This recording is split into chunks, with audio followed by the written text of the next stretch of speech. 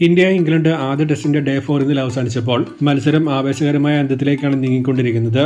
അതുകൊണ്ട് ഡേ 4ന്റെ ഒരു റിവ്യൂ ആണ് ഈ വീഡിയോയിലൂടെ നമ്മൾ കാണാൻ പോകുന്നത്.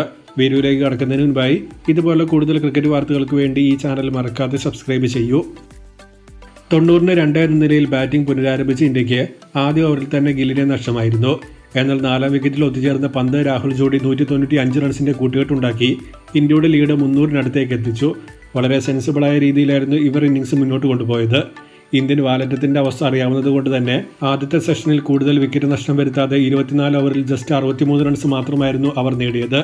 എന്നാൽ ലഞ്ച് കഴിഞ്ഞ് ഗിയർ മാറ്റി ഇരുവരും ആ സെഷനിൽ 143 റൺസ് അടിച്ച് ഇന്ത്യയുടെ ടോട്ടൽ 290-ലേക്ക് എത്തിച്ചു. രാഹുൽ കമ്പോസ്റ്റായി ഇന്നിംഗ്സ് കളിച്ച് സെഞ്ചുറി നേടിയപ്പോൾ പന്താണ് അറ്റാക്കിംഗ് മോഡിൽ കളിച്ച് മത്സരത്തിൽ തുടർച്ചയായി രണ്ടാമത്തെ സെഞ്ചുറി നേടിയത്. എന്നാൽ ഇവർ പുറത്തായ ശേഷം ഫസ്റ്റ് ഇന്നിംഗ്സിൽ കണ്ടതുപോലെ തന്നെ മറ്റൊരു കൊളാപ്സ് ആയിരുന്നു കണ്ടത്. ആദ്യ ഇന്നിംഗ്സിൽ 41 റൺസിനിടയിലാണ് 7 വിക്കറ്റ് പോയതെങ്കിൽ ഇന്നലെ 31 റൺസിനിടെയായിരുന്നു ഇന്ത്യയുടെ ലാസ്റ്റ് 6 വിക്കറ്റ് പോയത്. അതിൽ 25 റൺസും ജഡേജയാണ് എടുത്തത് എന്നത് നോക്കുമ്പോൾ ബാക്കി 5 പേരുടെ കോൺട്രിബ്യൂഷൻ വെറും 6 റൺസാണ്. ഇതോടെ ഇന്ത്യൻ ബാറ്റിംഗ് 364-ൽ അവസാനിക്കുകയും ഇംഗ്ലണ്ടിന്റെ വിജയലക്ഷ്യം 6 റൺസ് ലീഡ് ഉൾപ്പെടെ 371 വരികയും ചെയ്തു.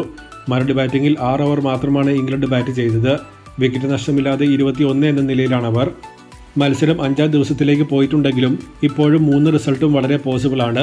ഇംഗ്ലണ്ടിന്റെ ബാസ്ബോൾ അപ്രോച്ച് വെച്ച് ഡ്രോയ്ക്ക് വേണ്ടി അവർ എന്തായാലും കളിക്കില്ല. ജയിക്കാൻ വേണ്ടി തന്നെ അവർ കളിക്കാൻ പോകുന്നുള്ളൂ. സോ ആദ്യ ഇന്നിംഗ്സ് പോലെ തന്നെ സിറാജും കൃഷ്ണയും റൺസ് ലീക്ക് ചെയ്താൽ സമ്മർദ്ദം ഇന്ത്യയുടെ മുകളിൽ എത്താൻ ചാൻസ് ഉണ്ട്. പിച്ച് അതിന് മാത്രം മിസ്ബിഹേവ് ഒന്നും ചെയ്യുന്നില്ല.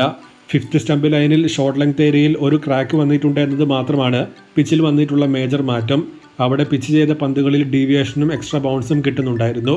പിന്നെ ജഡേജയ്ക്ക് ഫുഡ് മാർക്ക് ഏരിയയിൽ നിന്ന് ടേൺ കിട്ടിയേക്കും.